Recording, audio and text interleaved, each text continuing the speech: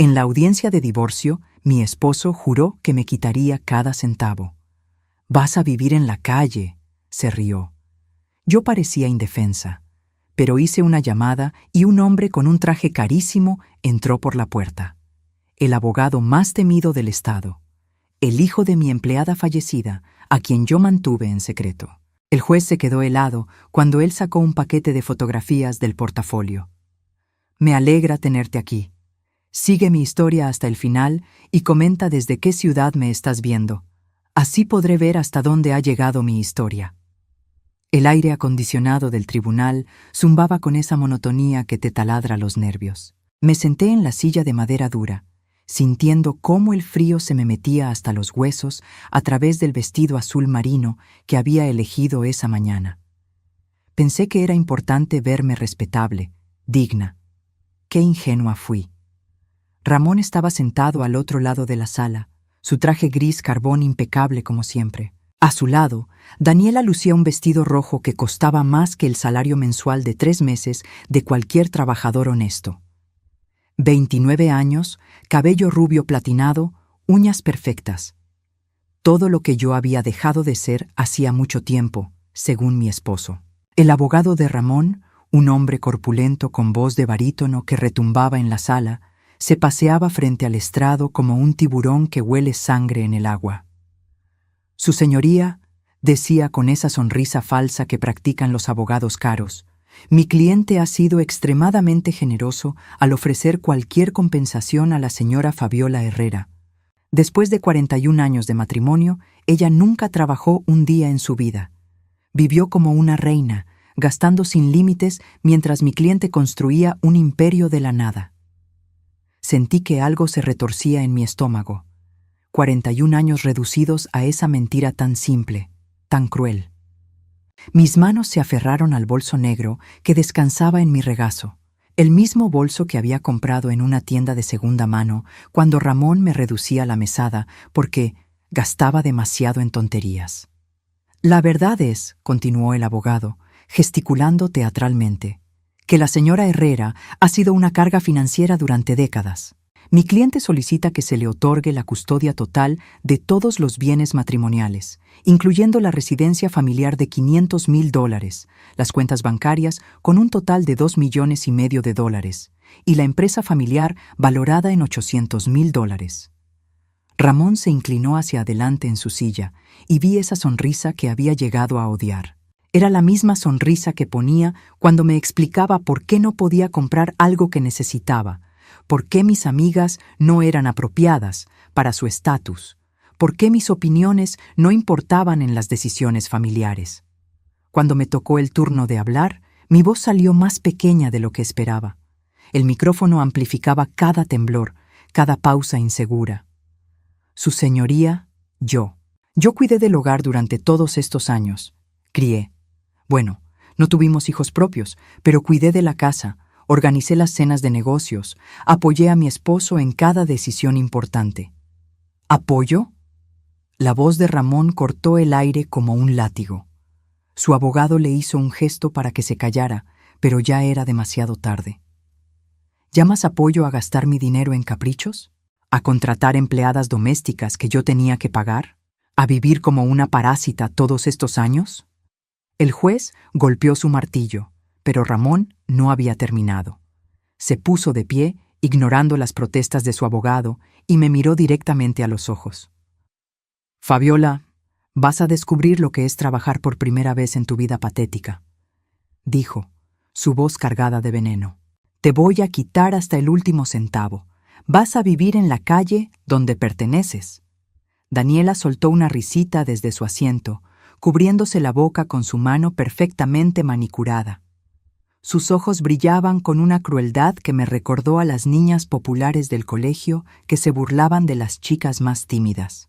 «Ramón tiene razón», murmuró, lo suficientemente alto para que todos la escucharan. «Algunas mujeres se acostumbran tanto a vivir de otros que olvidan cómo ser útiles». Sentí que las lágrimas se me agolpaban en los ojos, pero no las dejé caer. No aquí, no delante de ellos. En lugar de eso, bajé la vista hacia mis manos, que temblaban ligeramente sobre el bolso. Mi abogado, Un hombre mayor que había conocido mejores días tosió nerviosamente antes de hablar. Su voz sonaba derrotada antes de empezar. Su señoría, mi clienta solicita una división equitativa de los bienes matrimoniales. Después de más de 4 décadas de matrimonio, tiene derecho a... ¿Derecho? Ramón soltó una carcajada que resonó por toda la sala. ¿Qué derechos puede tener alguien que nunca contribuyó con nada? Yo construí todo esto. Yo tomé todos los riesgos. Yo trabajé 70 horas a la semana mientras ella se quedaba en casa viendo telenovelas.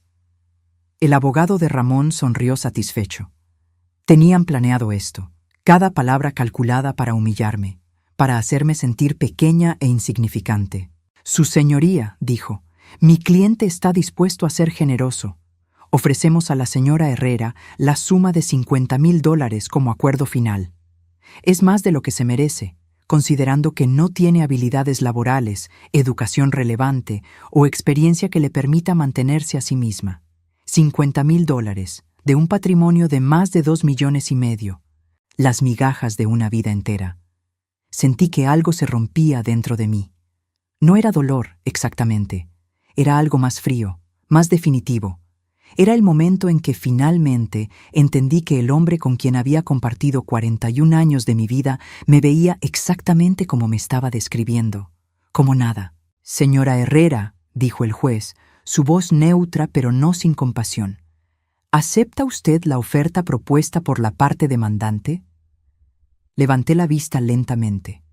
Ramón me miraba con esos ojos grises que una vez pensé que eran gentiles.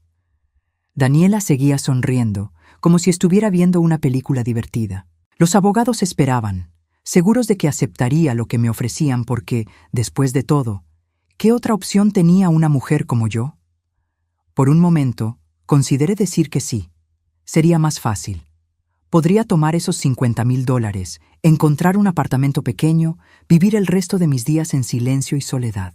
Ramón y Daniela podrían seguir con sus vidas, riéndose de la vieja tonta que se había conformado con las migajas. Pero entonces recordé algo. Una conversación que había tenido 6 años atrás, en un hospital que olía a desinfectante y tristeza. Una promesa que había hecho a una mujer que significaba más para mí que mi propio esposo. Saqué mi teléfono celular del bolso. Era un modelo antiguo, nada elegante, pero funcionaba perfectamente. Marqué un número que sabía de memoria, un número que había guardado como un secreto durante todos estos años. Ramón frunció el ceño al verme con el teléfono. «¿Qué estás haciendo?», preguntó, su voz cargada de irritación. No le respondí. El teléfono sonó una vez, 2 veces. Al tercer timbrazo, una voz familiar contestó del otro lado. Miguel Contreras, Bufete Legal, Contreras y Asociados. Una sonrisa muy pequeña, casi imperceptible, tocó las comisuras de mis labios. Miguel, dije suavemente, soy yo, es hora. Después de colgar el teléfono, cerré los ojos por un momento y dejé que los recuerdos me llevaran de vuelta. 6 años atrás, cuando todo empezó a cambiar sin que Ramón siquiera se diera cuenta. Era una mañana de abril del 2018. El aroma del café recién hecho flotaba por la cocina de nuestra casa en la Quinta Avenida, mezclándose con el perfume de las rosas que María había cortado del jardín para ponerlas en la mesa del desayuno. Ella siempre hacía eso, pequeños gestos que transformaban nuestra casa en un hogar. María Contreras había trabajado para nosotros durante 23 años. Llegó cuando yo tenía 34 años, una mujer hondureña de sonrisa cálida y manos trabajadoras que se convirtió en mucho más que una empleada doméstica. Se convirtió en mi confidente, mi amiga, la hermana que nunca tuve. Señora Fabiola, me había dicho esa mañana, su voz más seria de lo habitual, necesito hablar con usted. Yo estaba sentada en la mesa de la cocina, todavía en mi bata de casa, bebiendo mi primera taza de café del día. Ramón ya se había ido a la oficina, como siempre, saliendo de la casa a las 6:30 de la mañana, sin siquiera decir buenos días. Claro, María, siéntate conmigo. Ella se sentó, pero no antes de servirse una taza de café. Durante todos esos años, había logrado que se sintiera cómoda conmigo. que supiera que en esta casa ella no era solo una empleada. Era familia. Fui al médico ayer, dijo, sus manos morenas envolviendo la taza blanca como si necesitara el calor. Los resultados de los análisis no son buenos. El mundo se detuvo. Sabía, antes de que dijera las palabras, lo que venía. Había visto esa misma expresión en el rostro de mi propia madre años atrás. ¿Cáncer?, pregunté, mi voz apenas un susurro. Ella asintió, las lágrimas comenzando a brotar de sus ojos. Cáncer de páncreas. El doctor dice que está avanzado. Me levanté de la silla tan rápido que casi la tiré al suelo. Sin pensar, me acerqué a ella y la abracé. María lloró en mis brazos como una niña asustada, y yo lloré con ella. ¿Qué vamos a hacer?, le pregunté, aunque ya sabía la respuesta. Haríamos todo lo que fuera posible. El doctor dice que hay tratamientos, pero son caros, muy caros. Mi seguro médico no cubre todo, y yo no tengo suficientes ahorros. No te preocupes por eso, le dije, apartándome para mirarla a los ojos. Yo me encargo de todo, cada centavo, cada tratamiento, cada medicina que necesites. Señora Fabiola, no puedo pedirle eso. No me estás pidiendo nada, te lo estoy ofreciendo. Esa tarde, mientras Ramón estaba en una de sus largas reuniones de negocios, llevé a María a ver al mejor oncólogo de la ciudad. El doctor Martínez nos explicó el plan de tratamiento: quimioterapia agresiva, medicamentos experimentales, posibles cirugías. El costo total podría llegar a los $80,000. Lo haremos todo, le dije sin dudarlo un segundo. Ramón nunca se enteró. Durante los siguientes meses, mientras él estaba ocupado con sus negocios y sus cenas de trabajo que duraban cada vez más tiempo, yo me convertí en la sombra de María. La llevaba a sus citas médicas, me quedaba con ella durante las sesiones de quimioterapia, la cuidaba cuando los efectos secundarios la dejaban demasiado débil para trabajar. Fue durante uno de esos largos días en el hospital que conocí realmente a Miguel. Tenía 18 años entonces. Un joven alto y delgado, con los mismos ojos gentiles de su madre, pero con una determinación férrea que me recordaba a mí misma cuando era joven. Señora Fabiola, me había dicho en una de las salas de espera del hospital, quiero que sepa que voy a devolverle cada centavo que está gastando en mi madre. Miguel, no tienes que... Sí tengo que, me interrumpió, su voz firme pero respetuosa. Usted está salvando la vida de mi madre. Eso no tiene precio, pero voy a encontrar la manera de pagarle. Había terminado la preparatoria con las mejores calificaciones y había obtenido una beca parcial para estudiar Derecho. Pero una beca parcial no era suficiente para cubrir todos los gastos de una educación universitaria de calidad. ¿Cuánto necesitas?, le pregunté. No puedo pedirle eso. No me estás pidiendo, te lo estoy ofreciendo. Era la misma conversación que había tenido con María, pero esta vez había algo más, una intuición, un presentimiento de que este joven podría ser importante en mi vida de maneras que aún no podía imaginar. Esa noche, cuando llegué a casa, Ramón estaba en su estudio, como siempre. No me preguntó dónde había estado, no notó que había estado llorando, no se dio cuenta de que había retirado $8,000 de nuestra cuenta de ahorros para pagar el primer semestre de la Universidad de Miguel. Durante los siguientes meses, desarrollé un sistema.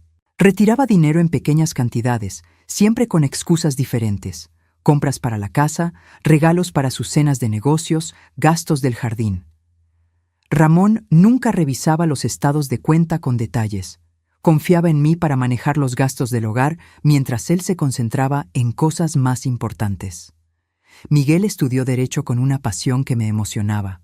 Cada semestre, cada año, yo me aseguraba de que tuviera todo lo que necesitaba: matrícula, libros, apartamento cerca de la universidad, incluso dinero para comida y gastos personales.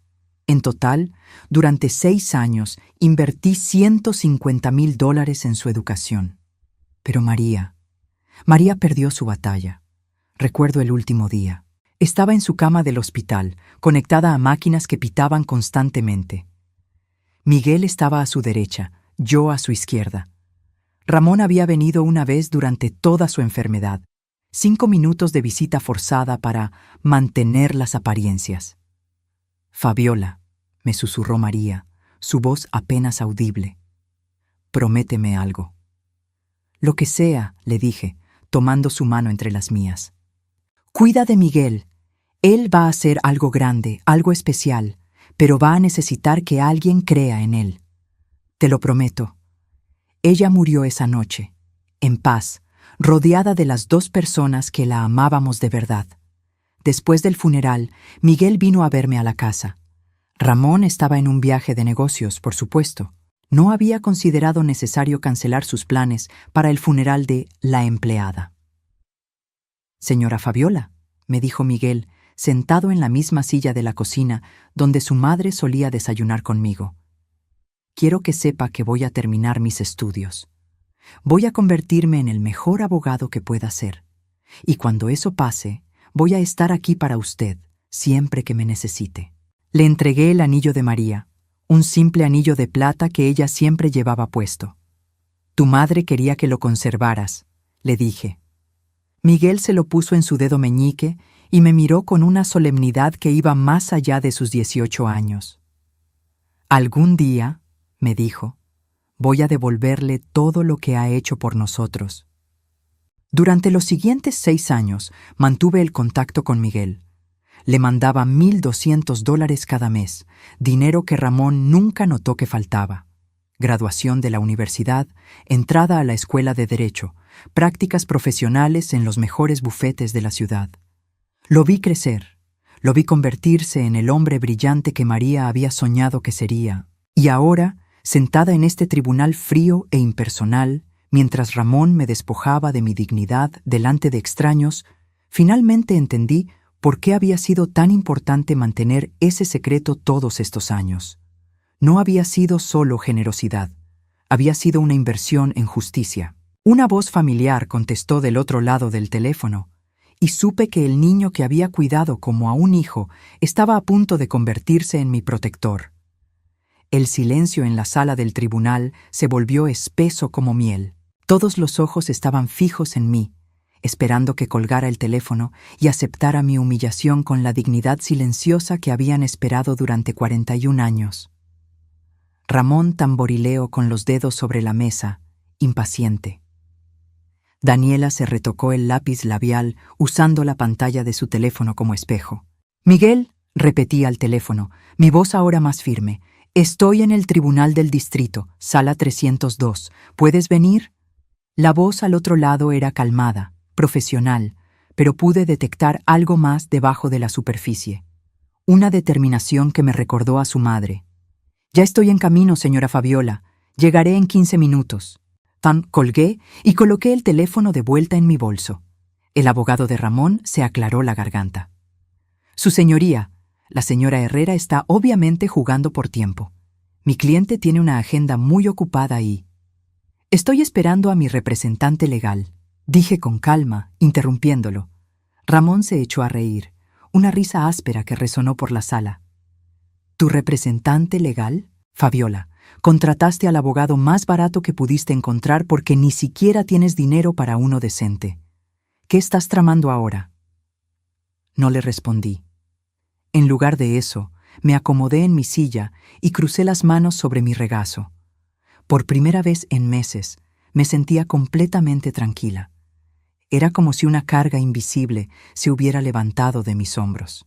El juez, un hombre mayor con gafas que le colgaban de una cadena dorada, suspiró. Señora Herrera, tiene derecho a representación legal, pero no podemos esperar indefinidamente. Le doy 15 minutos. Es todo lo que necesito, su señoría. Daniela murmuró algo a Ramón que hizo que ambos soltaran una risita. Mi abogado original, el pobre hombre que había contratado por $200 la hora, parecía confundido pero aliviado de que alguien más fuera a tomar las riendas. Los minutos pasaron lentamente.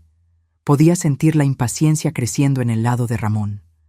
Él odiaba esperar, odiaba cualquier situación en la que no tuviera control total. Daniela comenzó a revisar sus uñas, claramente aburrida. «Esto es ridículo», murmuró Ramón. «Fabiola, sea quien sea que hayas llamado, no puede cambiar los hechos. Sigues siendo la misma mujer inútil que... La puerta de la sala se abrió.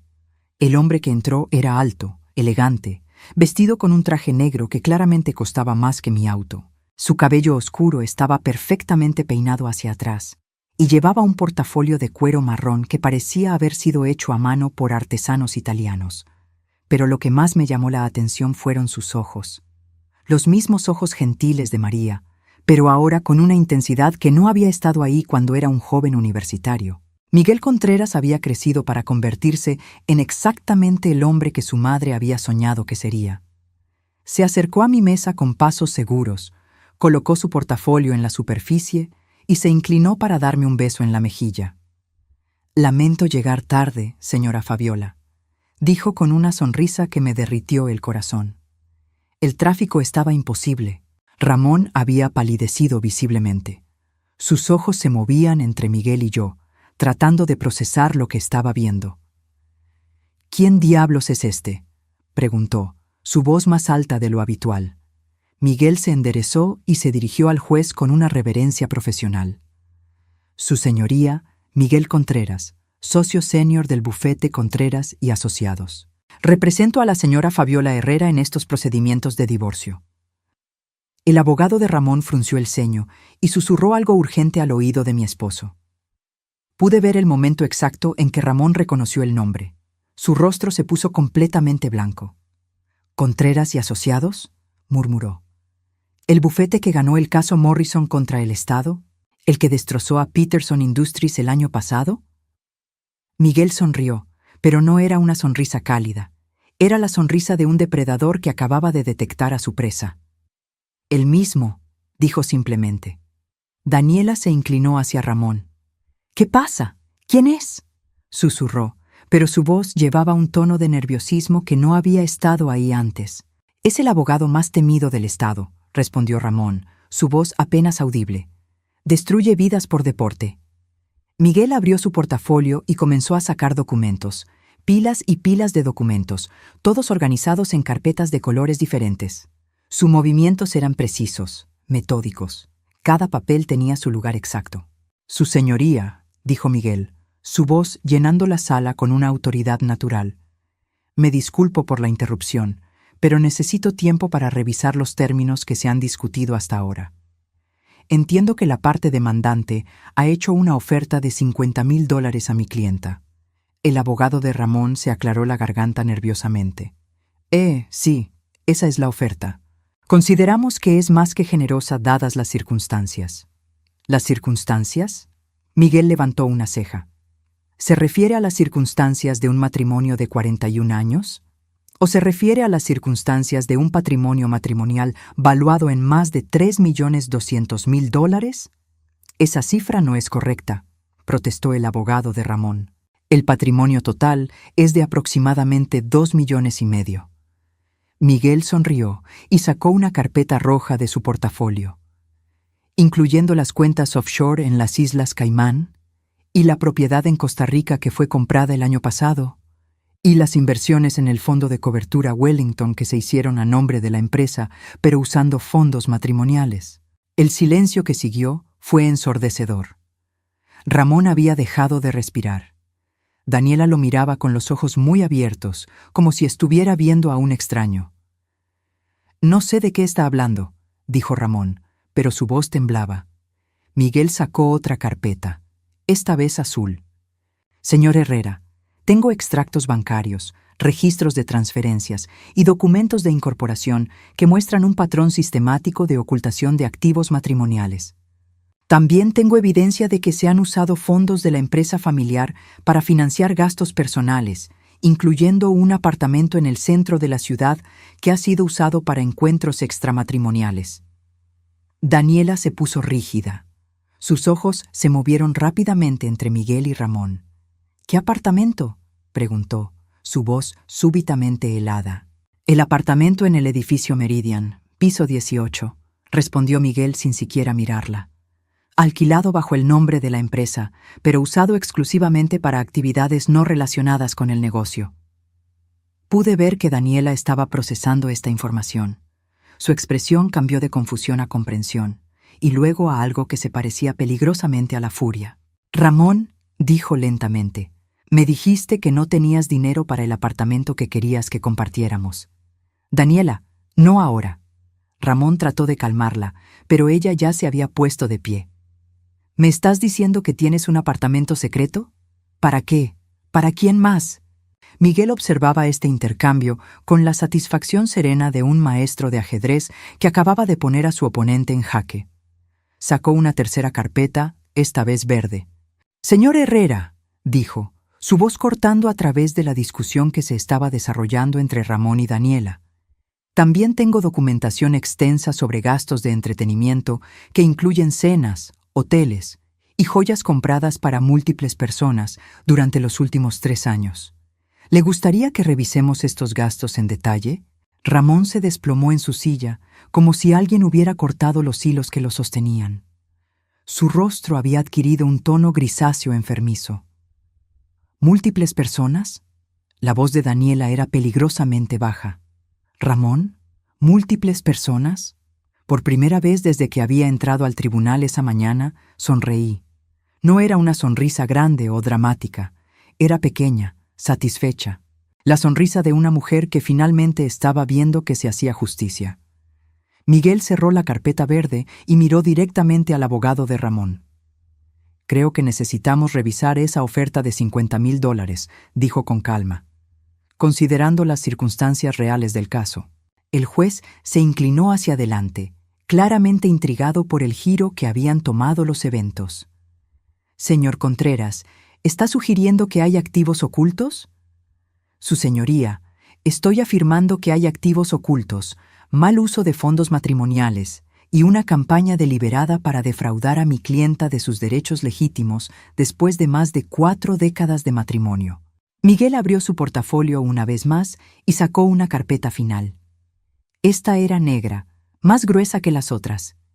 «¿Y eso?», dijo, colocando la carpeta sobre la mesa con un golpe suave pero definitivo. «Es solo el comienzo».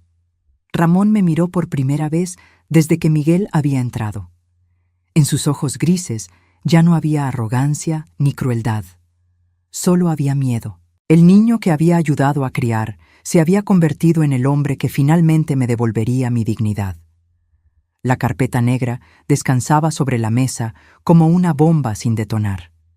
Miguel la abrió con movimientos deliberados, como un cirujano preparándose para una operación delicada. El silencio en la sala era tan denso que podía escuchar mi propio corazón latiendo contra mis costillas.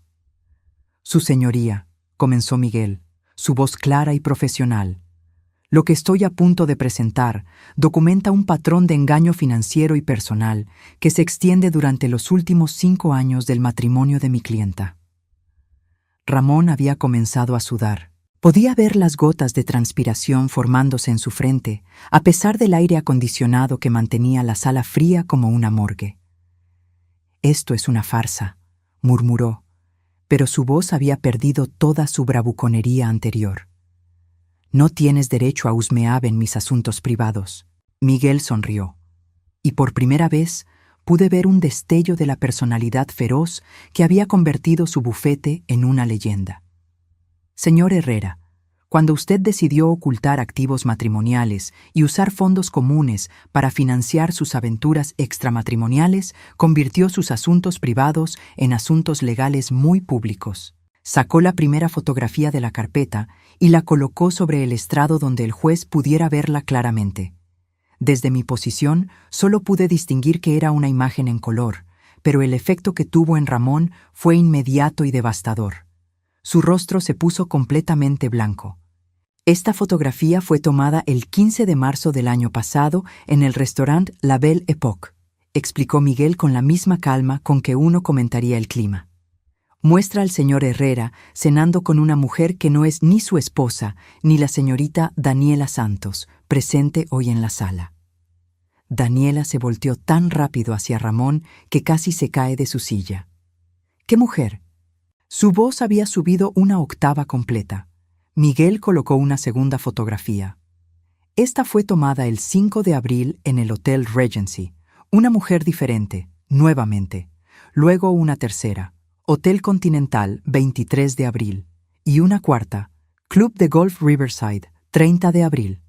Con cada fotografía, Daniela se ponía más pálida y Ramón se encogía más en su asiento. Yo observaba este espectáculo con una mezcla de fascinación y satisfacción que no había sentido en décadas. ¿Cuántas?, preguntó Daniela, su voz ahora un susurro ronco. ¿Cuántas mujeres, Ramón? Miguel sacó un documento de la carpeta. Según nuestros registros, el señor Herrera ha mantenido relaciones íntimas con al menos 7 mujeres diferentes durante los últimos 3 años, excluyendo a la señorita Santos. Los gastos relacionados con estos encuentros, pagados con fondos matrimoniales, ascienden a aproximadamente $120,000. El número cayó en la sala como una piedra arrojada a un estanque silencioso. $120,000. Más del doble de lo que Ramón me había ofrecido como generosa compensación por 41 años de matrimonio. Imposible, murmuró el abogado de Ramón, pero ya no sonaba convincente ni siquiera para sí mismo. Miguel sacó una pila de papeles. Facturas de hoteles, restaurantes, joyerías, floristerías, tiendas de ropa femenina, todo cargado a las cuentas de la empresa o a las tarjetas de crédito del matrimonio. También tengo los recibos de un apartamento amueblado en el edificio Meridian, que, como mencioné anteriormente, fue rentado específicamente para estos encuentros. Daniela se puso de pie abruptamente, su silla raspando contra el suelo de mármol con un sonido que hizo que todos en la sala se estremecieran. «¡Eres un mentiroso!», le gritó a Ramón. «Me dijiste que yo era la única. Me dijiste que nunca habías amado a nadie como me amabas a mí». «Daniela, por favor, siéntate», murmuró Ramón, pero ella ya estaba más allá de escuchar. 5 años de mi vida perdidos contigo, y todo este tiempo estabas con otras. Miguel observaba este drama familiar desplegándose con la expresión neutral de alguien que había visto este tipo de colapsos muchas veces antes. Esperó a que Daniela terminara su arrebato y luego continuó como si nada hubiera pasado. «Su señoría, también tengo evidencia de transferencias financieras irregulares. Durante los últimos 2 años, el señor Herrera ha transferido un total de $300,000 a cuentas en el extranjero, específicamente a un banco en las Islas Caimán». El abogado de Ramón se puso de pie, claramente desesperado. «Su señoría, estas son acusaciones muy serias que requieren investigación. No pueden simplemente...» «Tengo la documentación completa», lo interrumpió Miguel suavemente. «Extractos bancarios, autorizaciones de transferencia, correspondencia con el banco extranjero. Todo obtenido legalmente a través de investigadores privados licenciados». Sacó otra fotografía, esta claramente diferente de las anteriores. Era una imagen de documentos, pero desde mi posición pude ver el membrete distintivo de un banco. Esta transferencia de $100,000 fue realizada el mes pasado, justo después de que el señor Herrera presentara los papeles de divorcio. Una clara violación de las órdenes del tribunal que prohíben la disposición de activos matrimoniales durante los procedimientos. El juez se inclinó hacia adelante, su expresión ahora claramente molesta. «Señor Herrera, ¿es esto cierto?». Ramón abrió la boca, pero no salieron palabras. Por primera vez en los 41 años que llevábamos casados, mi esposo estaba completamente sin palabras. Miguel aprovechó el silencio para continuar.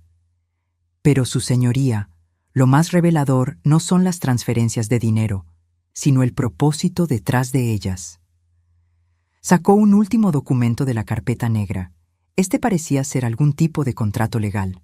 «El señor Herrera ha estado planeando abandonar el país. Tengo aquí una aplicación para residencia permanente en Costa Rica, donde también ha comprado una propiedad por valor de $250,000. La aplicación está fechada 3 meses antes de que presentara los papeles de divorcio». Esta revelación fue como una bofetada para mí. No solo me había traicionado, no solo me había engañado con múltiples mujeres, sino que había estado planeando huir del país, llevándose nuestro dinero y dejándome sin nada. Daniela había dejado de gritar y ahora lo miraba con una expresión de disgusto absoluto. «Ibas a irte», murmuró. «Ibas a irte y dejarme aquí como a una tonta». «Daniela, puedo explicar». No quiero tus explicaciones. Su voz resonó por toda la sala. Eres un mentiroso y un ladrón. Miguel cerró la carpeta negra y miró directamente al juez. Su señoría, basándome en esta evidencia, solicito que se congelen inmediatamente todos los activos del señor Herrera, incluyendo las cuentas extranjeras.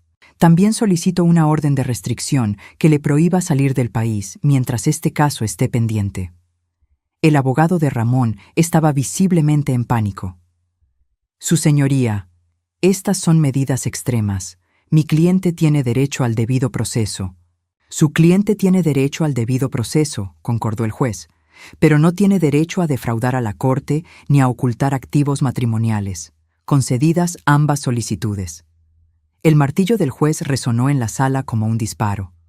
Ramón finalmente encontró su voz, pero lo que salió fue apenas un gemido. Fabiola, nosotros podemos arreglar esto. Podemos llegar a un acuerdo. Por primera vez desde que había comenzado toda esta pesadilla, hablé directamente a mi esposo. Ramón, dije, mi voz tranquila pero firme. Durante 41 años creí que eras un hombre honorable. Pensé que, a pesar de nuestras diferencias, al menos eras honesto. Me puse de pie, sintiendo una fuerza que no había experimentado en décadas. Pero ahora veo que nunca te conocí realmente. El hombre con quien me casé no existía. Era solo una máscara que usabas para ocultar lo que realmente eras. Miguel recogió sus documentos con la misma precisión metódica con que los había sacado. Su señoría, prepararemos una nueva propuesta de división de activos basada en la información que hemos presentado hoy. Considerando la ocultación de activos y el mal uso de fondos matrimoniales, solicitaremos una división que favorezca significativamente a mi clienta. Mientras salíamos de la sala, pude escuchar a Daniela gritándole a Ramón en el pasillo. Su voz se quebró cuando le gritó que había desperdiciado los mejores años de su vida con él. Miguel me ofreció su brazo mientras caminábamos hacia el elevador. «¿Cómo te sientes?», me preguntó suavemente. Lo pensé por un momento. ¿Cómo me sentía? No triunfante, no vengativa, solo, libre. Como si finalmente pudiera respirar, le respondí. Las puertas del elevador se cerraron, dejando atrás el sonido de la discusión que aún continuaba en el pasillo. Ramón había subestimado completamente a la mujer silenciosa que creía conocer, y ahora estaba pagando el precio por esa arrogancia. Pero esto aún no había terminado. Tenía la sensación de que lo peor para él estaba por venir. 3 semanas después de la audiencia, me senté en la cocina de mi casa, tomando café en la misma taza que María solía usar para nuestras conversaciones matutinas. La ironía no se me escapaba. Finalmente, tenía la paz que había buscado durante años, pero había llegado a través de la destrucción total del hombre con quien había compartido la mayor parte de mi vida. Miguel había llamado esa mañana con noticias que, aunque esperadas, aún me impactaron por su magnitud.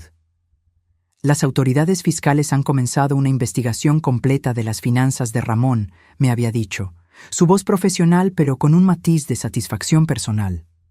Los $300,000 transferidos a las Caimán eran solo la punta del iceberg. Han encontrado un patrón de evasión fiscal que se remonta a casi 10 años. 10 años.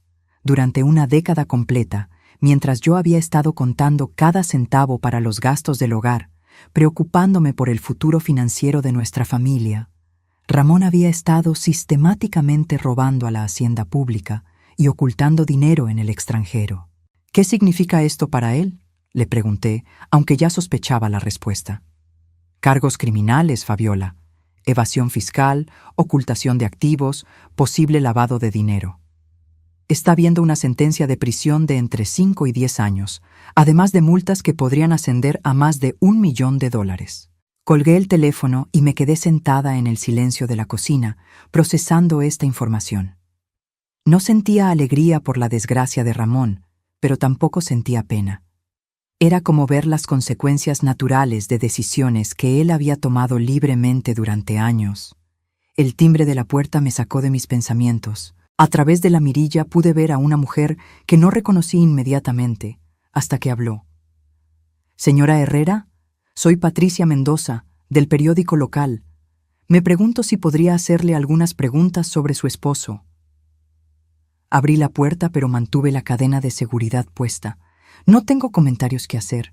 Entiendo su posición, señora, pero la historia de su divorcio se ha vuelto muy pública, especialmente después de que se conocieran los cargos criminales contra el señor Herrera. ¿Pública? No había considerado que los detalles legales se filtrarían a los medios.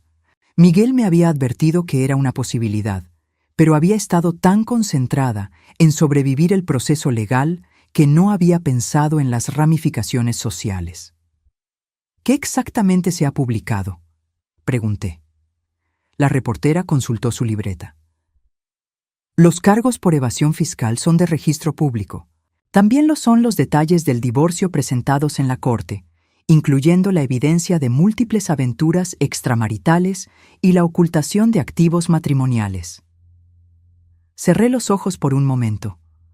Durante 41 años, había vivido mi vida tratando de mantener las apariencias, de ser la esposa perfecta que no causara problemas ni escándalos. Ahora, toda la ciudad sabría que había sido engañada, traicionada y abandonada. ¿Cómo se siente sabiendo que su esposo la engañó durante años mientras planeaba dejarla sin nada?, preguntó la reportera. Era una pregunta cruel, pero honesta. ¿Cómo me sentía? Me siento, dije lentamente, como alguien que finalmente ha despertado de una pesadilla muy larga. Esa tarde, Miguel vino a visitarme. Trajo consigo una botella de vino y una expresión que no había visto antes en él. Algo parecido a la preocupación paternal.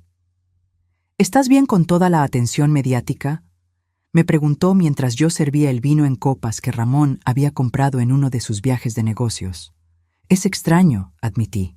Durante décadas, mi mayor miedo era que la gente supiera que mi matrimonio no era perfecto. Ahora que todo el mundo lo sabe, me siento liberada. Miguel sonrió, y por un momento pude ver al niño de 18 años que había conocido en el hospital. Mamá estaría muy orgullosa de ti, dijo suavemente. Sentí que se me llenaban los ojos de lágrimas, pero eran lágrimas buenas. ¿Sabes qué es lo más irónico de todo esto?, le dije. Ramón siempre me decía que era inútil, que no podría sobrevivir sin él. Pero resulta que él es el que no puede sobrevivir sin engañar, robar y mentir. El teléfono sonó, interrumpiendo nuestra conversación. Era un número que no reconocí, pero decidí contestar. ¿Fabiola? La voz era de Daniela, pero sonaba completamente diferente. Quebrada, desesperada. ¿Qué quieres, Daniela? Necesito hablar contigo, por favor. Estoy en problemas. Miguel me miró con una ceja levantada, claramente intrigado. ¿Qué tipo de problemas?, pregunté. Ramón, antes de que todo esto saliera a la luz, me pidió que pusiera algunas de sus cosas a mi nombre. Dinero, inversiones. Ahora los agentes del gobierno están en mi apartamento. Dicen que soy cómplice. Ah, así que Ramón había involucrado a su joven amante en sus esquemas financieros. La había usado no solo para gratificación personal, sino como una forma de ocultar activos adicionales. ¿Y qué esperas que haga yo al respecto?, pregunté. Tu abogado. Él parece saber todo sobre lo que hizo Ramón. Tal vez si hablo con él, si coopero con las autoridades. Miguel me hizo una seña para que le pasara el teléfono. Señorita Santos, dijo con su voz profesional, soy Miguel Contreras. Si está dispuesta a testificar completamente sobre las actividades financieras del señor Herrera, puedo recomendarle un abogado especializado en cooperación con las autoridades. Pude escuchar a Daniela sollozando al otro lado de la línea. Solo quiero salir de esto, murmuró. Nunca supe que estaba haciendo algo ilegal. Él me dijo que era por impuestos, que era normal que los hombres de negocios manejaran sus finanzas de esa manera. Después de colgar, Miguel se recostó en su silla con una expresión pensativa. ¿Crees que es verdad?, le pregunté. ¿Qué no sabía lo que estaba pasando? Probablemente, dijo. Ramón es un manipulador experto. Probablemente la convenció de que estaba ayudándolo con estrategias legales de negocios, sin revelarle nunca las verdaderas implicaciones. Así que ahora tiene 2 víctimas, murmuré. 3, si cuentas a la empresa familiar. Los empleados van a perder sus trabajos cuando se complete la investigación fiscal. Esta información me golpeó como una piedra en el estómago. La empresa que Ramón había construido, que empleaba a 17 personas, se desplomaría debido a sus actividades ilegales.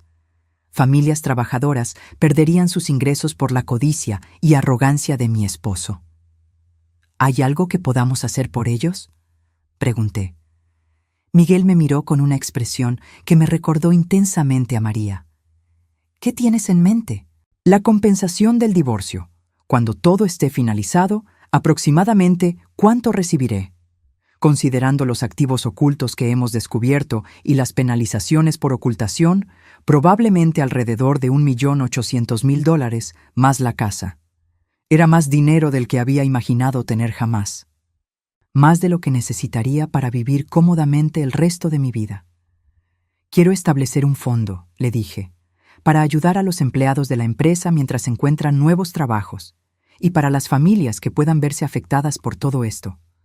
Miguel sonrió, y esta vez fue la sonrisa completa, genuina, que había heredado de su madre. Mamá definitivamente estaría orgullosa. Esa noche, sola en la casa que pronto sería completamente mía, caminé por las habitaciones que había compartido con Ramón durante tantos años. En el estudio, donde él solía encerrarse para sus llamadas de negocios, que ahora sabía que eran conversaciones con otras mujeres. En el dormitorio principal, donde había dormido al lado de un extraño durante años sin saberlo. Pero extrañamente, no sentía tristeza. Sentía algo que no había experimentado en décadas: esperanza. Tomé el teléfono y marqué un número que había memorizado años atrás, pero nunca había tenido el valor de usar. ¿Escuela de Arte Comunitaria? Sí, dije sonriendo por primera vez en meses. Me gustaría inscribirme en sus clases de pintura para principiantes. A los 63 años, finalmente, iba a hacer algo solo para mí. Ramón había perdido todo: su libertad, su dinero, su reputación y las mujeres que pensaba que podía manipular para siempre. Mientras tanto, yo estaba a punto de comenzar la primera vida real que había tenido jamás. El niño que había salvado me había salvado a cambio. Pero más importante aún, me había enseñado que nunca es demasiado tarde para reclamar tu propia vida. 6 meses después, me encontré parada frente a un caballete en el estudio de arte, con un pincel en la mano y pintura verde en los dedos.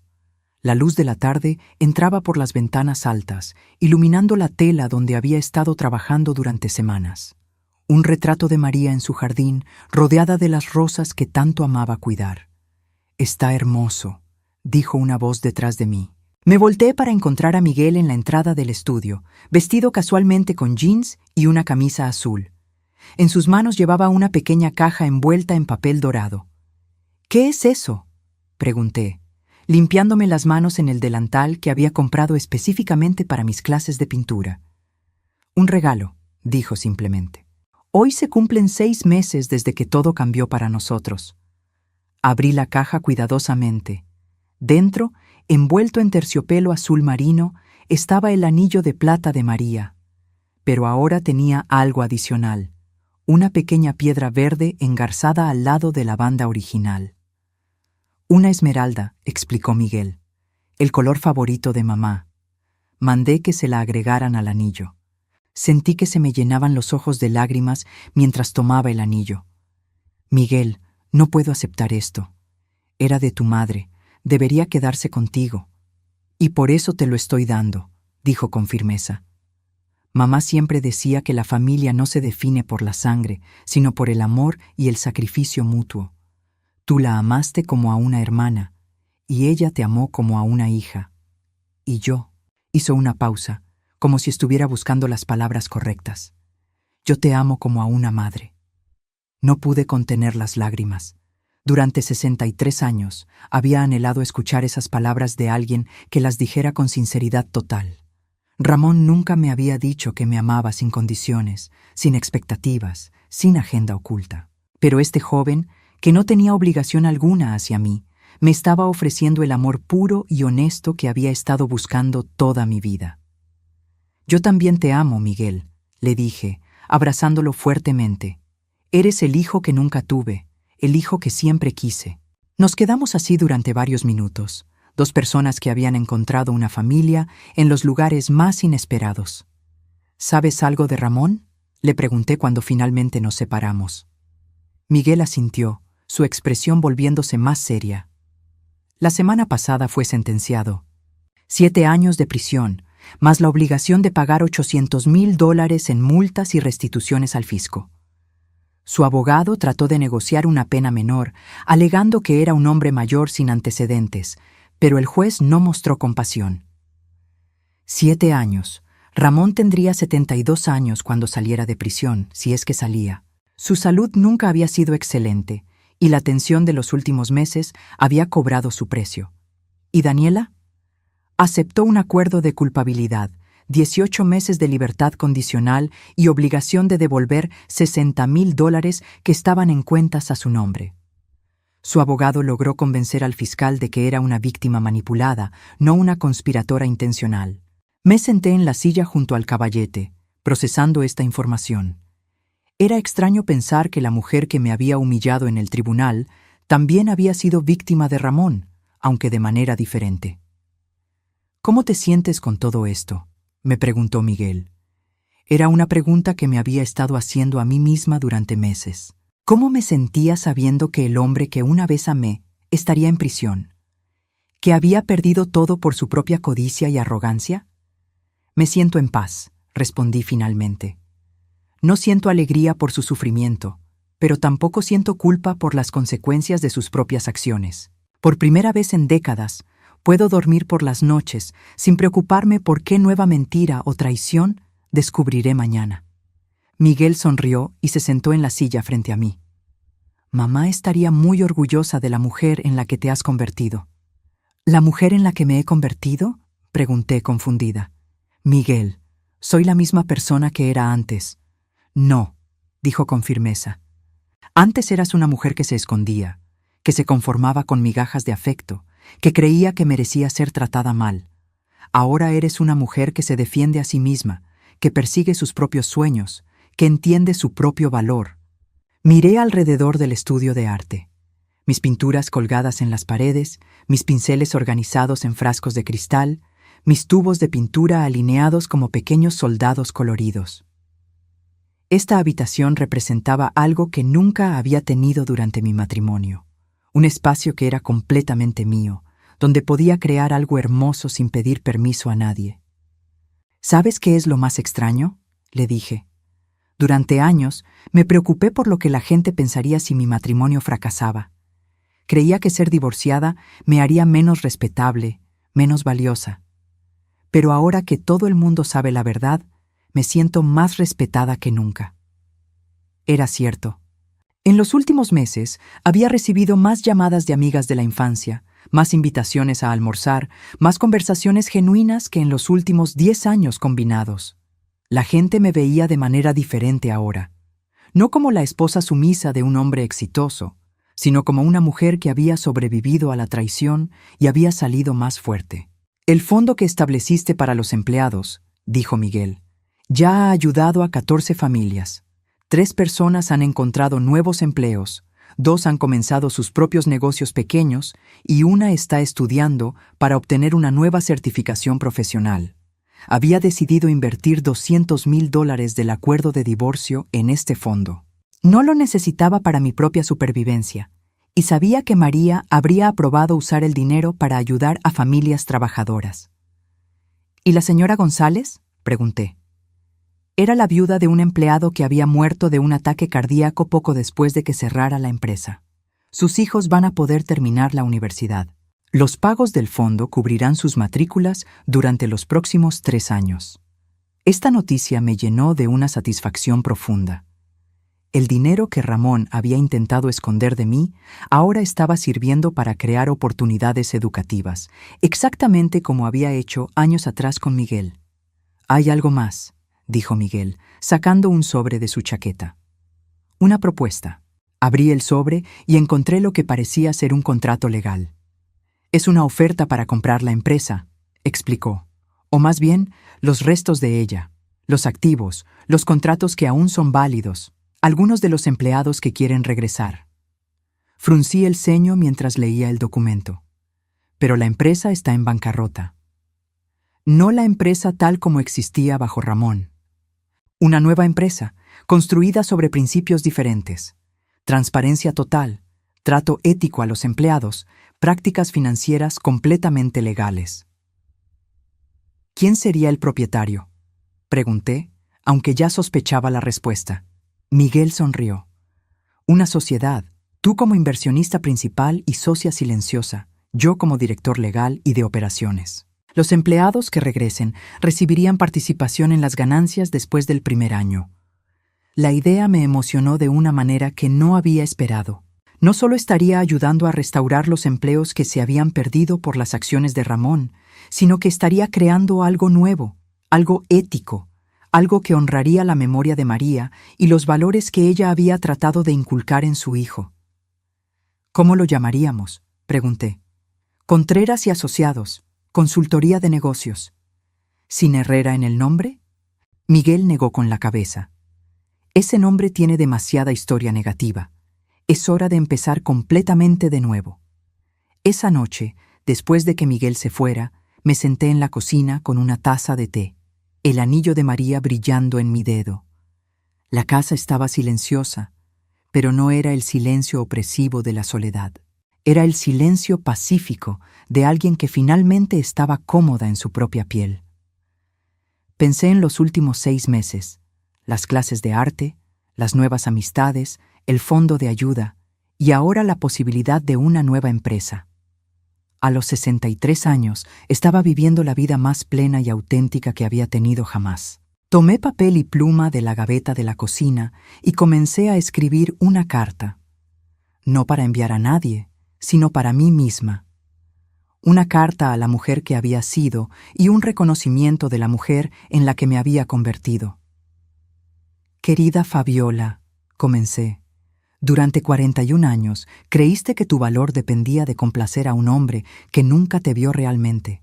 Creíste que el amor se ganaba con sacrificio silencioso y aceptación incondicional de la crueldad. Creíste que merecías migajas porque eso era todo lo que te ofrecían. Pero estabas equivocada. Tu valor siempre estuvo ahí, esperando a que fueras lo suficientemente fuerte para reclamarlo. El amor verdadero se te ofreció desde el lugar más inesperado.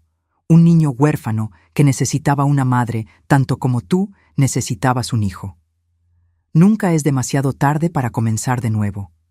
Nunca es demasiado tarde para elegir la dignidad sobre la comodidad, la verdad sobre la paz falsa, el amor verdadero sobre la atención condicional. María estaba en lo cierto. La familia se define por el amor y el sacrificio mutuo. Y finalmente, después de 63 años, has encontrado tu verdadera familia. Doblé la carta y la guardé en el cajón junto al anillo de María. Mañana empezaría a planear la nueva empresa con Miguel.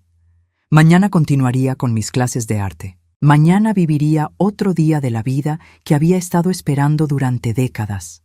Pero esta noche simplemente me senté en mi cocina, en mi casa, en mi vida, y experimenté algo que no había sentido en 41 años de matrimonio.